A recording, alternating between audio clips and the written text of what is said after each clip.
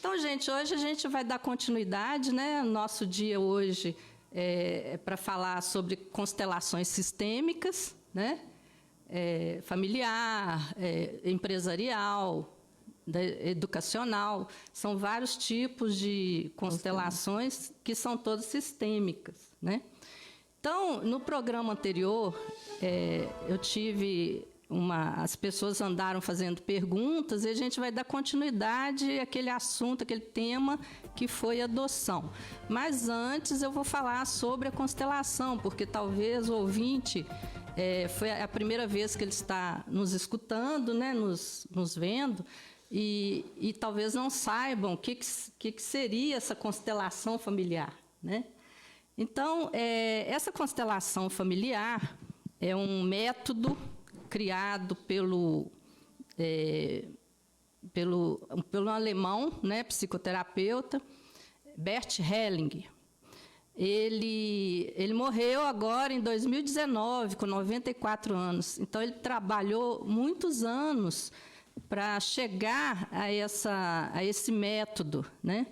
E ele era um padre que era missionário, que foi para a África do Sul. Lá ele ficou por 16 anos ou mais, não, foi mais tempo, mas ele conviveu com a comunidade lá na África do Sul, que é a comunidade Zulu.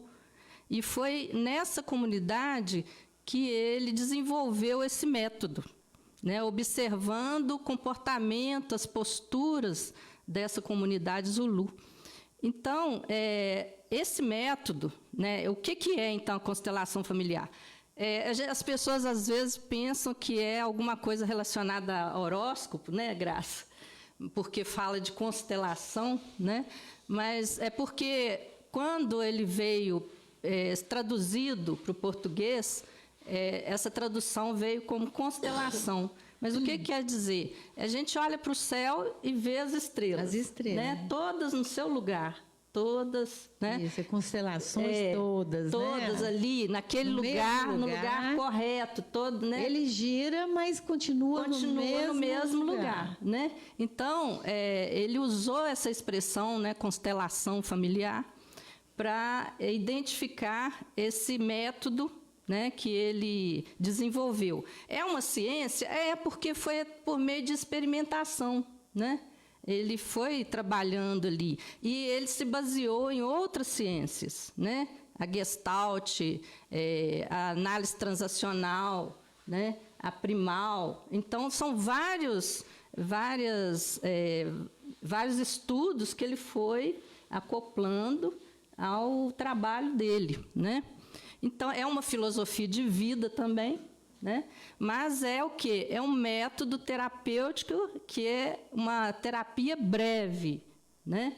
Então, às vezes, numa sessão de constelação familiar, você consegue resolver sua questão, né? Por isso que é breve. Então, a abordagem, o que seria a abordagem? Ela é sistêmica, fenomenológica, e tem os campos morfogenéticos. Então, são vários termos que são usados nessa técnica, né? Ela é sistêmica porque envolve um sistema, né? Aqui, eu vou representar aqui o sistema por meio dos bonequinhos, né? Esses bonequinhos Playmobil. Mas a gente faz a sessão de constelação familiar, pode ser em grupo ou individual. Quando é individual, eu uso os bonequinhos.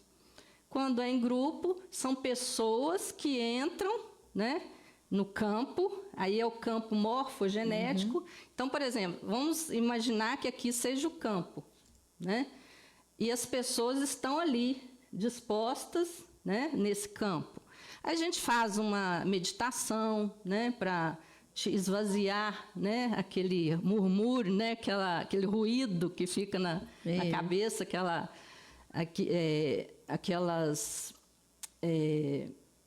essas coisas que limitam a gente, né, que está no consciente, para a gente entrar lá no inconsciente, né? Então, por exemplo, o Freud ele trabalhou com o inconsciente individual. O Jung trabalhou no inconsciente coletivo. E o Bert Hellinger trabalhou com o inconsciente universal. Porque a gente faz parte de um sistema. Nós somos um sistema vivo, né? O meu corpo é um sistema que todos os órgãos estão trabalhando para o mesmo propósito, né? Eu sou um sistema vivo que faço parte de um outro sistema, que é o sistema familiar. Esse meu sistema familiar, ele se relaciona com outros sistemas. O sistema no meu trabalho, social, na comunidade, né? Então, esse sistema que eu me relaciono na comunidade também se relaciona à minha cidade, né? Que, por sua vez, se relaciona com o Estado, com o país, o meu país, e com os outros países, o universo, né? Por isso que ela é universal. Então, gente, essa abordagem fenomenológica, porque na constelação, o que apresenta ali no campo é que vai dar a informação, né? É algo que ele não apoia em nenhuma teoria, né? Ele nem experiências anteriores, né? Mas trabalha apenas com o momento. Então, por exemplo, uma constelação em grupo, por exemplo, né? Que tem as pessoas, aí tem o cliente, né? Que assim é chamado a pessoa que vai ser constelada. Esse cliente, ele vai falar a questão dele. Qual que é a questão dele, né? Qual que é o problema dele? É um trauma? É o relacionamento dele com a esposa ou com o marido, né? Dela com o marido? Ou algo ligado à herança, né? Ao inventário? Tem várias... Qualquer questão a gente pode trabalhar com esse método das constelações familiares, né? Então, o que apresenta aqui, esse cliente, ele vai escolher alguém, por exemplo, se o problema dele é sobre o relacionamento dele, ele vai escolher um representante, uma pessoa lá no grupo, para representá-lo, né? Então, ele vai lá nos participantes, né, as pessoas que se dispõem a participar. Ele chega para essa pessoa e fala: você pode me representar? Porque ela pode não querer representar, né? Então, dentro desse campo morfogenético, todos têm que ter, são voluntários, né? Não são obrigados a nada, né? Então, ele vai chamar um representante, aqui até uma mulher, né, que eu coloquei aqui, uma representante, e aí o constelador fala: agora você vai chamar um representante para o seu relacionamento. Vamos que seja o pai, que seja o marido, né? Aí ela vai escolher lá entre os que estão lá um representante para o marido dela. E aí vai colocar esse marido. E aí a coisa começa a andar. Quando a gente fala em campo morfogenético, esse campo ele é criado ali, todos vão estar em sintonia com essa questão, né? Essa meditação ela serve para isso, para a gente tirar os julgamentos, os pré-julgamentos, né? E o conhecimento, inclusive o constelador, ele tem que se desfazer de qualquer conhecimento. Por isso que, às vezes, tem gente que fala assim: por que é só psicólogo que pode fazer? Tem que né? ser neutro mesmo. Mas o Bert Hellinger fez questão, isso é para qualquer um, qualquer pessoa, não precisa ter curso superior. Né? Porque o que importa é o que está se apresentando ali, naquela imagem. Então, vamos supor, eu estou naquele campo, eu começo... Quando eu quero ouvir a Rádio Santana, o que eu faço? Eu sintonizo no 87,9. Né? Quando eu sintonizo no 87,9, eu vou estar ligada ali com a Rádio Santana. Né? Eu vou saber eu vou ouvir os programas, vou interagir com ele. mas é porque eu estou conectada naquela sintonia. Então, é como se fosse esse campo aqui. Ali eu me conecto com a vida da pessoa que está levando a questão. Então, as pessoas começam a se movimentar ali naquele campo, né? E ali, essas imagens é que vão mostrar o que realmente está acontecendo. Vai sair lá do inconsciente. A pessoa começa a sentir como se fosse aquela que ela está sendo representada, que ela está representando, né? Então, é muito interessante, porque então, com essa abordagem, então, tem, né, ela é fenomenológica, porque ela vai se desenvolvendo com aquilo que apresenta, né? Ela é sistêmica, porque tudo tem a ver com o sistema dela, e esse campo que é muito importante aí, que é o campo morfogenético, né? O método, ele é um psicodrama, né, que ele baseou no psicodrama, esculturas familiares, né? E então, o objetivo da constelação familiar, o que é? É o autoconhecimento. É trazer à luz o que está lá no oculto, né? Lá no inconsciente. Então, dentro do sistema, tudo se relaciona. É como se eu pegasse uma rede... Enxergar a realidade mesmo, né, das coisas. Como se eu pegasse uma rede de pescador, por exemplo, ela não é toda aquela trama ali com vários nozinhos. Aqueles nozinhos são os membros, são os elementos de um sistema, né? Aí vamos que eu vou lá e arranco um nozinho daquele. O que vai acontecer? Ele vai desfiar toda a rede. Toda a rede. Ele vai... Desequilibra lá na ponta, ele vai ser puxado. Acontece a mesma coisa no nosso sistema. Quando eu excluo alguém, né, do sistema, ele vai criar um buraco ali naquele sistema. Alguém vai ter que cobrir aquele sistema, aquele buraco, né? Então, o pai, por exemplo, um pai que foi excluído porque bebia, né? Ele foi excluído do sistema porque ele é um alcoólatra, só traz vergonha para a gente, né? Para a família.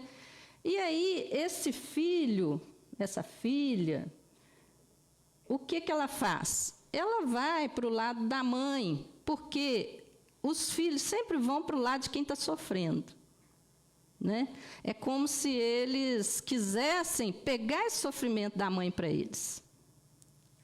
Mas o que vai acontecer? Esse pai que foi excluído, esse filho aqui, ele vai sentir muito mal. Ele vai sentir um vazio muito grande. Então, o que ele faz? Eu vou ser idêntico ao meu pai, para eu trazer esse pai para o sistema novamente. Então, às vezes, a gente vê muita mãe falando assim com o filho. Eu trabalhei no CSE, né?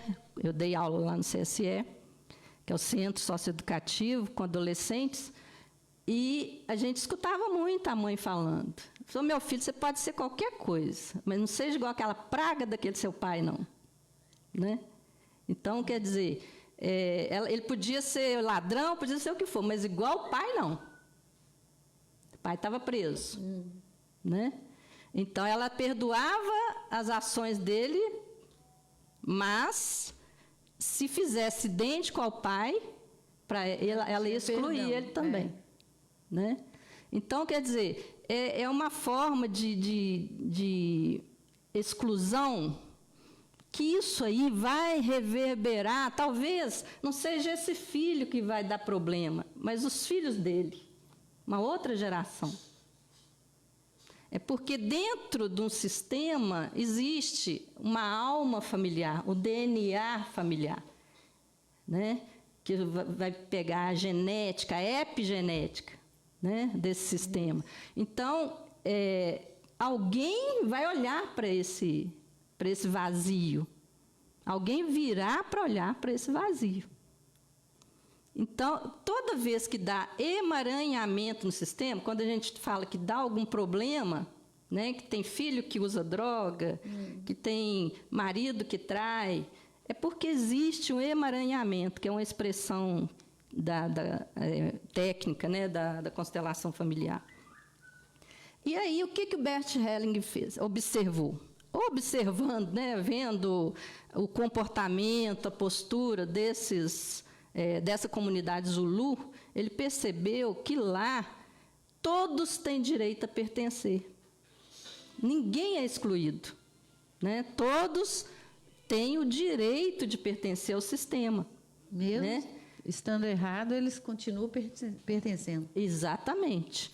E outra coisa que o Bert Helling percebeu também, observou, foi que o pai, o mais velho tem precedência do mais novo. Né? Então, quem vem primeiro? Como a gente tinha falado. Né? O alfa, né? Primeiro vem o casal. O relacionamento. Isso. Dentro do sistema, o que vem primeiro é um relacionamento. Desse relacionamento, eles vão decidir serem pais e vão ter seus filhos. Né? Vão ter os filhos.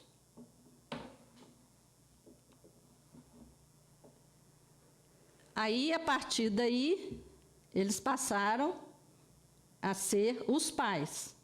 Né? O pai e a mãe, eles são maiores. Né? O que o Bert observou foi isso, que o maior, né, os pais sempre são os maiores. Os filhos sempre são os menores. Né? Então, os pais vêm primeiro. Depois desses pais, o primeiro filho, que é o filho alfa. Né? Tem o meu professor da formação sistêmica, ele chama Tarso Firassi. Ele que criou essa trilogia alfa, beta, gama. Eu gosto muito de usar essa dinâmica com os meus alunos, para a gente conhecer, né, a característica de cada um. Então, ele fala que é a valsa da família, né? Alfa, beta, gama, alfa, beta, gama, alfa, beta, gama. Então, o primeiro filho é alfa, o segundo é beta e o terceiro é gama. Né? O alfa é aquele filho que é o empreendedor, ele que abre, né? Ele que começa a família. Assim, começa os pais com filhos, né? O sistema. Então, ele é o alfa, ele é o primeiro filho. Ele é aquele que planta a semente. Né? Então, às vezes, um primeiro filho, ele é aquele que faz até um projeto para a família inteira seguir. Né? Às vezes, ele tem ele vai empreender, né? Ele tem um projeto, ele vai, vou abrir um restaurante. Né? É o filho alfa, que é aquele que tem as ideias, a criatividade, ele é muito criativo, né? E ele implanta ali, né, a ideia.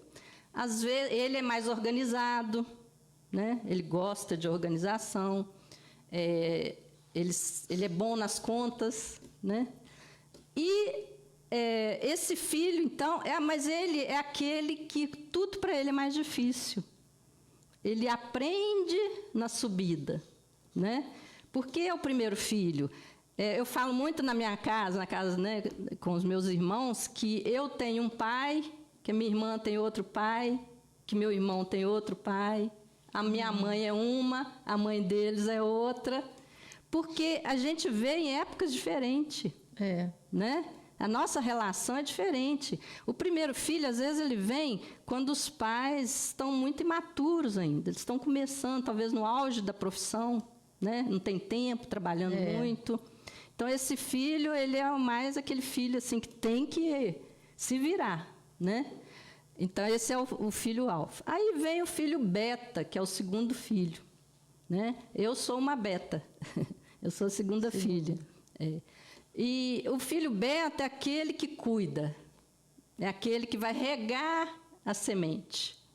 Então, ele é muito ligado à arte. Né? Ele é muito ligado a cuidar, geralmente um psicólogo, um médico, uma enfermeira, né? um terapeuta.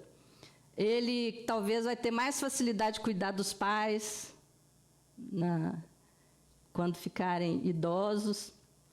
Então, esse beta, ele é aquele que acolhe, né? Essa é a característica do beta. É lógico que não é uma coisa engessada, né? São características, eu falo que são ferramentas sistêmicas que a gente usa para a gente entender qual é o lugar deles, né? E aí vem o filho, e o beta, geralmente, ele é meio desorganizado. Eu não me acho desorganizada, mas eles falam que o beta, geralmente, é desorganizado, sabe? Assim, até que falou em planilha comigo, você está me deixando, me levando para o caos. Que eu sou péssima em mexer com planilha. Eu não sou muito lógica, não, eu sou muito subjetiva, né? É o típico do beta, né? E aí vem o gama, né? O gama é aquele que vai colher os frutos, né? Então, o alfa plantou, o beta cuidou, e o gama vai usufruir. Então, o gama é aquele que vai ganhar o dinheiro, né? Então, às vezes, naquele projeto ali do alfa, né? Ele implanta, ele tem as ideias, ele faz, acontece, mas quem põe em ação é o gama. Por isso é muito importante essa relação, né? Principalmente no trabalho, por exemplo, né? Num trabalho, numa empresa, por exemplo, o ideal é que tenha 3 chefes, cada um é um alfa, um beta e um gama, né? Porque o alfa, ele vai ser aquele líder, né? Que vai mandar, geralmente o alfa é meio autoritário, né? Ou inteiramente. E o beta, ele vai ser muito bom no departamento pessoal, nos recursos humanos, que ele vai fazer aquela interlocução, né, entre o chefe e os subordinados, né? O beta tem muito isso. E o gama é aquele que vai pôr em prática mesmo. Não, isso aqui dá dinheiro, aquilo não dá, né? Então, é muito interessante quando uma empresa, por exemplo, tenha todas essas chefias, aí, né? Um vai ser o complemento do outro. E o gama também é aquele que eles falam assim, o iogurte é dele. Sabe aquele iogurte que fica na geladeira? É do mais novo? Então, o iogurte é dele. Né? Então, ele é aquele que tudo para ele é mais fácil. Ele aprende na descida. Por quê? Porque o alfa e o beta já prepararam o terreno para ele. Né? Aí vamos que o gama, por ele ser uma pessoa que tem bastante dinâmica, tem ação, ele faz, né? Ele toma o lugar do alfa, né? Do primeiro filho. Ele assume tudo na família, né? Isso aí é muito pesado para ele. Vai dar emaranhamento no sistema. Eu sei disso, né? Não é fácil, não. Não é fácil, sabe? Eu sou gama. Você é gama? Ô, gente, a gente faz essa trilogia aí, essa colocação, baseado nos filhos do pai. Tá? O pai que tem o XY, né? Então, baseado nos filhos do pai. Vamos que esse pai teve uma família, teve uma relação extraconjugal, teve um filho, antes dos filhos do casamento. Então, aquele filho é o primeiro filho. Então, às vezes, a família nem sabe que aconteceu isso, né? Mas o filho alfa aqui, ele sente tão estranho ali, né? É como se ele não tivesse ali, não fizesse parte ali daquele sistema. Né? É porque, então, ele veio para, está acontecendo alguma coisa aqui. Alguém não está sendo visto. Né? E aí ele puxa, a constelação mostra isso, apresenta isso. Tem alguém aí que não foi visto. talvez aquele filho lá que não foi reconhecido. Né? Então, quando a gente traz esse filho, esse irmão, para o nosso sistema, aí acalma, traz a paz no sistema. Né? Não quer dizer que eu vou lá e vou pegar esse menino e colocar ele morando comigo. Não é isso, não. Eu vou honrar essa criança. Né? Eu vou respeitar. Eu falo, você faz parte. Né? Acontece muito isso na herança. Né? Depois a gente vai até falar isso. Eu não vou ficar nessa parte que a gente ainda vai falar sobre isso. Né? Então, quando existe um emaranhamento no sistema, é porque, como o Bert Helling nomeou, né, a ordem do amor, que são as 3 leis, que é o pertencimento, a hierarquia, que é a ordem, né, que ali o pai e a mãe vêm antes dos filhos, o filho primeiro vem, depois vem o segundo, depois vem o terceiro, né? Esses pais, ele tem os pais deles, né? Vem toda aquela ancestralidade. E a gente pensa, isso é coisa de espiritismo, né? Coisa estranha, esse negócio de reencarnar. Não é nada disso, não. Isso é o sistema mesmo, que a gente puxa isso. O nosso DNA não é só genético, né? Ele é epigenético também. Todos os costumes da família, né? Ele vai acontecer em alguma geração, quando o que aconteceu não foi visto. Né? Um aborto, por exemplo. Né? Aí tudo é um tipo de exclusão. Né? Um aborto talvez foi escondido, é um segredo de família. Na constelação ele aparece. Ele aparece. Vem, né, a consciência. Então, tem todas umas falas, né, de solução, de cura. Né? A gente tem que levar em conta, né, dentro de um sistema. São essas leis, essas 3 leis que o Bert Helling chamou de ordem do amor. Né? Tem o pertencimento, que todos têm direito a pertencer. Né? Ninguém pode ser excluído, ninguém, porque vai acontecer emaranhamento se houver uma exclusão. A ordem, que é a hierarquia, né? Quem vem primeiro tem precedência de quem vem depois, né?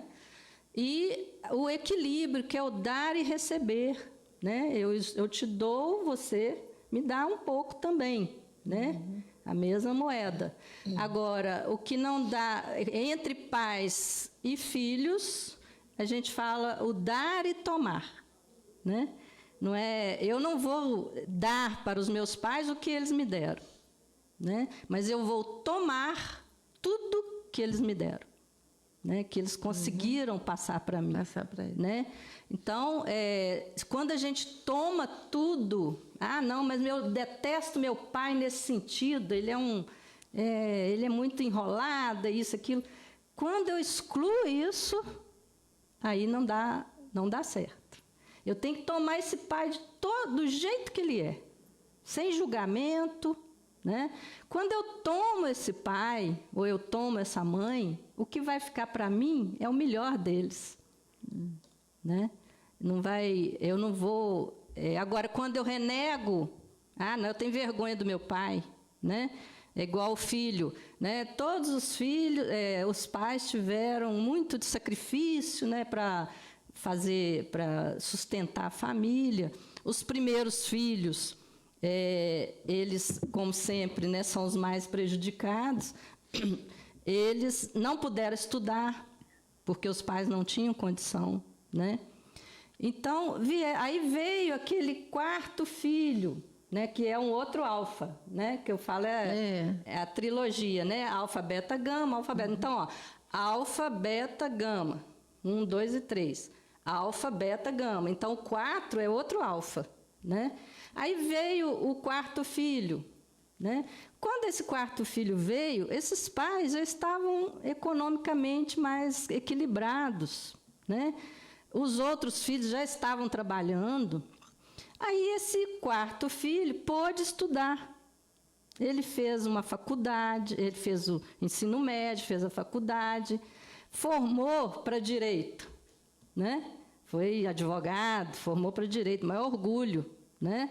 Aí, essa filha que, vamos supor, que formou para direito, no dia da formatura dela, nem vou chamar meus pais, não. Meu pai não calça nem um sapato direito, né? Então, ela vai ter vergonha desse pai. Isso. Não, a minha mãe é muito ignorante, coitada, né? Ela vai me fazer passar vergonha com meus amigos, meus colegas, né? Então, exclui esses pais. Então, aí, ele não está tomando esses pais, né? Com tudo de bom que eles deram. Ela vai perder a força, né? Algum lugar vai dar problema na vida dela, nos outros relacionamentos dela, porque ela não está vendo o que está acontecendo aí, né? Essa situação. Agora, quando eu tomo esses pais do jeito que eles são, né? E agradeço, né? Gratidão, meu pai, gratidão, minha mãe, porque vocês me deram o melhor de vocês, né? A gente não sabe o que foi a vida deles também, né? Como que era esses avós, né? Como que eram os pais desses pais? Vamos supor aqui, ó, o pai desse pai aqui, os pais, né, desse pai eram pessoas muito ignorantes, né? Esse pai aqui sofreu muito enquanto filho desses dois aqui, né? Não teve afeto, né? Ele não foi jogado, deve ter passado fome às vezes, né? Quando ele fez a família dele, que teve os próprios filhos, ele deu o que ele tinha de melhor, né? Ele não tinha como que ele podia dar afeto e carinho para os outros para os filhos se ele nunca recebeu isso, né? Então, esse filho, ele tinha que tomar esses pais, porque ele não vai poder devolver para esse pai o que esses pais deram para ele, que é a vida. Como que eu vou devolver a vida para os meus pais? Mas sabe como que a gente devolve? Sendo pessoas boas, né? Fazendo o melhor para o o bem comum da comunidade, do meio que eu vivo. Também. Mas como que é que esse filho agradece a vida que esses pais deram? Tendo seus filhos, formando a sua família. Mesmo se eu não quero ter filhos, mas eu tenho muita coisa para dar, que veio desses pais, né? Então, esse tomar, a gente tem que tomar esses pais, para ter o equilíbrio. Agora, entre casal, é o dar e receber mesmo. Eu dou e recebo na mesma moeda. Eu não posso dar mais do que eu recebo. Vai dar emaranhamento do sistema. E isso é tira e queda, né? Então, é isso. Verdade. Não... Aí, bom, Aí, o que aconteceu? Essa filha aqui que estudou, que conseguiu, né? Ela esnoba a família.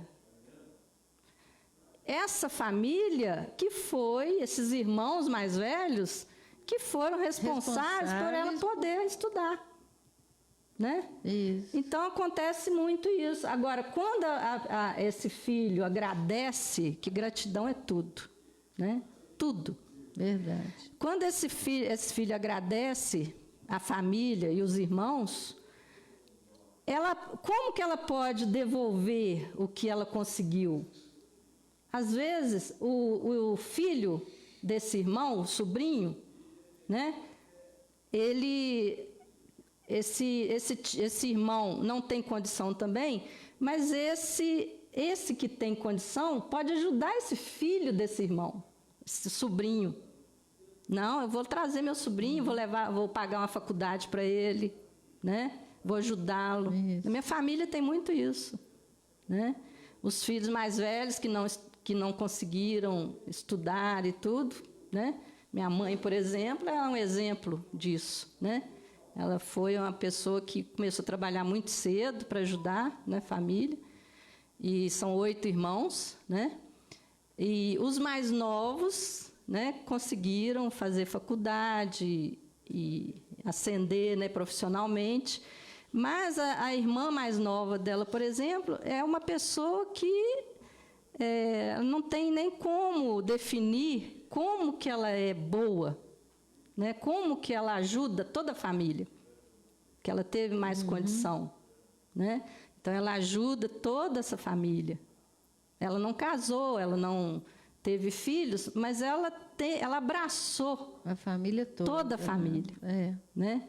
Então, assim, é uma forma de devolver, né, a possibilidade que ela teve. Foi difícil para ela também, que ela teve que desbravar aí, né, mundos, né? Mas ela conseguiu. Reconheceu, né? Então, assim, isso aí, gente, anda de forma bem tranquila. Aí traz a paz para o sistema, né? Então, voltando lá, Graça, já está acabando o nosso tempo, né? 5 minutinhos ainda. A gente tinha falado sobre adoção, né? Isso, eu queria falar, se tem, né, o alfa, beta, gama, e começa o quarto, que é alfa, e pega e adota um. Aí adota um.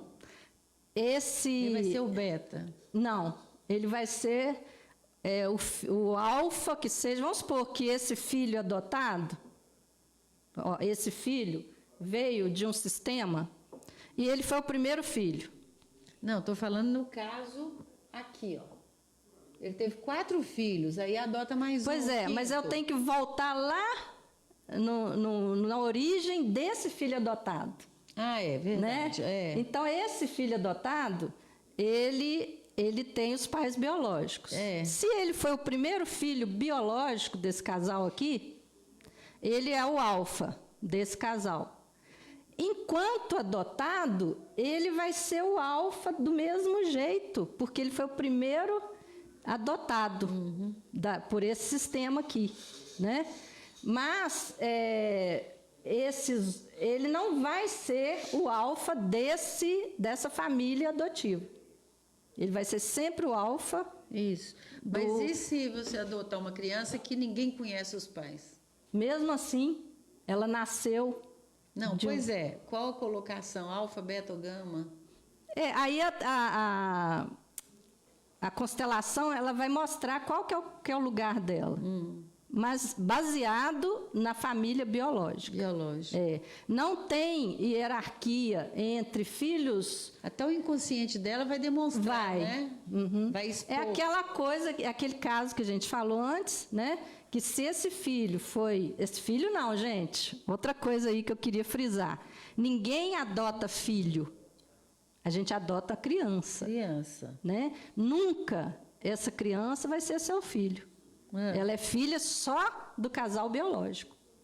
Ela que traz o DNA deles. Né?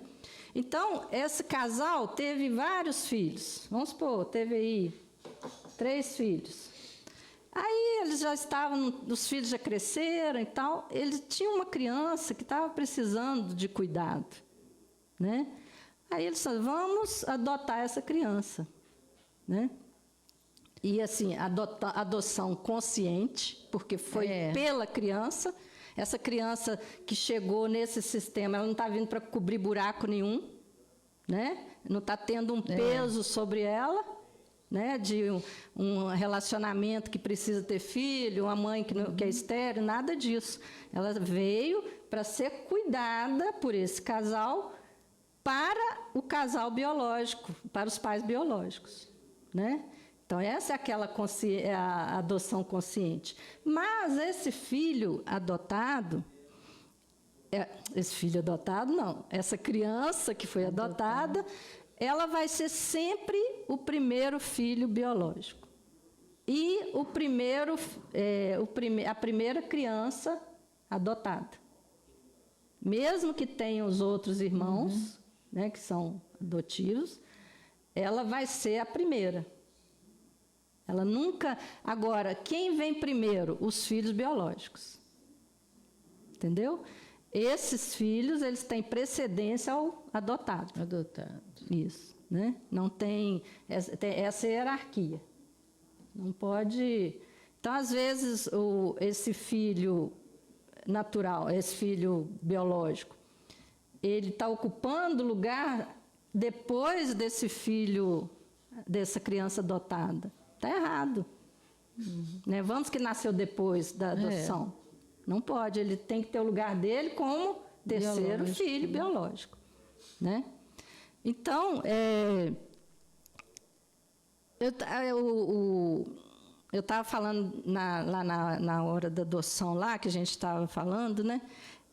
Quando acontece, um casal, por exemplo, adotou uma criança, e essa criança...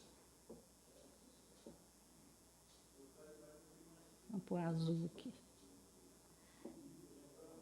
Essa criança, ela é um problema sério, né? Ela pega, bate as portas, chega na puberdade, né? Aquele problema, quando é adoção o quê? Leviana. Né? Aí essa criança chega na puberdade, ela se revolta contra esses pais adotivos e tudo dela é bater porta, né? Eu já tinha uma cliente minha que ela falava assim, gente, eu não estou aguentando mais essa menina. Ela bate porta sem parar. Né? Então, o que é... Por que essa criança faz esse ruído? Né? O ruído, ele está no coração, na dor. Né? Esse ruído sempre está na dor. Quando há amor, o ruído cessa. Então, a partir da hora que esses pais veem essa criança, né, com a força dos pais biológicos, do sistema biológico dela,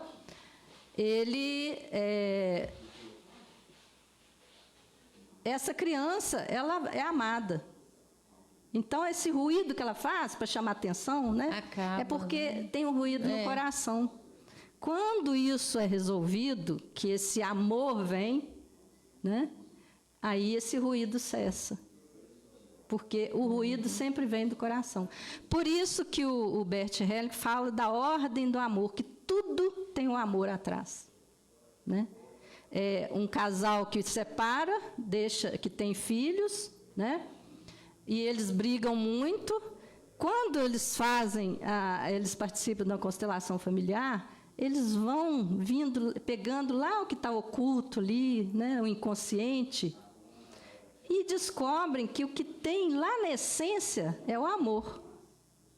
Se essa criança veio pelo ato de um amor entre os dois, né, não tem motivo para briga, para dividir essa criança entre pai e mãe. Né? Tem o amor. Você quer mais fazer alguma pergunta, Graça, que já está... Não, acho que já está na... mas acho que para mim não. Mas se você tem algum problema, gente, algum exemplo aí em casa também, liguem para cá, né, para contar para a gente. Ou se estiver acontecendo alguma coisa e tiver em dúvida, liga para cá também, para a Alba esclarecer, né, tentar esclarecer, né, Alba? O que está acontecendo, o porquê que está acontecendo. Eu acho isso muito interessante. Até eu fico pensando, às vezes tem um casal, né, que... Eu namorei uma pessoa, engravidei dela. Aí essa pessoa sumiu. Né? Sumiu e não assumiu. Não assumiu. E eu me caso com outra pessoa. Né? Aí eu me casei com outra. Esse filho que era desse homem aqui, ele passa a ser... a postura desse padrasto, né, passa a ser como se fosse o pai dessa criança. Ele que cuida, ele que faz tudo. Né? Aí, depois de muitos anos, esse pai volta e essa mãe fala, já que você nunca deu bola mesmo, nosso filho, passa o direito lá da paternidade para o meu marido, para ele que é o pai mesmo. Mas, gente, isso não pode ser feito. De jeito nenhum. Essa criança, ela pertence ao sistema desse pai biológico. Mesmo se esse pai abandonou, né? Esse pai nunca pode dar o direito de paternidade para esse outro aqui. Tá? Tem jeito de conviver com isso, mas a criança saber, né? Quem que tem quer o pai. o pai dele. Não deve esconder isso. Né? Verdade. Então, aquele caso que eles falam, será que convém falar com o filho e tudo? No tempo dele, tudo bem, deve falar. Né? Mas eu não vou chegar para esse filho e falar assim, eu vou contar a história de sofrimento daqueles pais biológicos. Né? Que tipo que esses pais foram. Eu não vou poupar. Não tem necessidade. Não tem necessidade. Essa criança, quando crescer, se ela quiser, ela vai procurar saber. Né? Não tem necessidade de... Ela fala assim, não sei como eles são, o que aconteceu, por que eles deixaram você disponível para mim. Né? Mas eu sei que o que você é o melhor que deles. Né? E aí, então, essa criança se sente o quê? Validada. Validada, Né? Verdade. Bom, então vamos deixar para quarta-feira que vem, Alva, que eu indiquei o filme, no último programa, eu indiquei o filme Lion, Uma Jornada para Casa. Isso. Hoje eu vou indicar um que chama Somos Todos Iguais. Tem na Netflix, tá? Muito bom também. Então, gente, contato aí, né? Olhe pelo Facebook aí da Santana ou o meu, que é @Constelar Direito. Ou então, manda a sua história pelo meu e-mail, que é albavaleriapachecolanza@gmail.com, ou a gente pelo WhatsApp, que é 31 98628 8111.